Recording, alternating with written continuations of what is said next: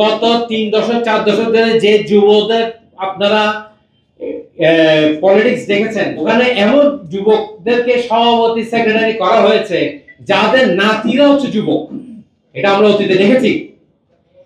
সেই ক্ষেত্রে এখন যে আমাদের এখানে যুবক অরিজিনাল যুবকদেরকে নিয়ে আমরা যুব শক্তি গঠন করেছি।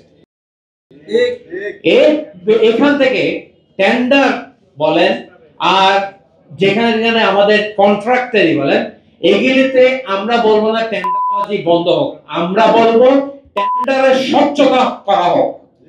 টেন্ডার করতে কি কি লাগবে সেটা ফুলফিল হচ্ছে কিনা, কোন নেতার কথা ধরে তাকে টেন্ডার দেওয়া এগুলি আর হবে না।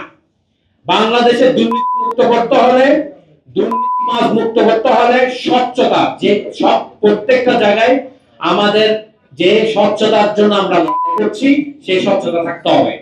টেন্ডারবাজি কেউ করবে না, কিন্তু আমরা চাই টেন্ডারের স্বচ্ছতা। যুব শক্তি ইতিমধ্যে মহানগরী কমিটি হয়ে গেছে। আমাদের টার্গেট চট্টগ্রাম মহানগরে 16টি থানা, এই 16টি থানাতে আমরা ইনশাআল্লাহ, এটা আমাদের জন্য আমরা বড় চ্যালেঞ্জ, 16টি থানার মধ্যে আমরা আগামী 1 মাস থেকে 1.5 মাসের মধ্যে পূর্ণাঙ্গ কমিটি, থানা কমিটি দিব।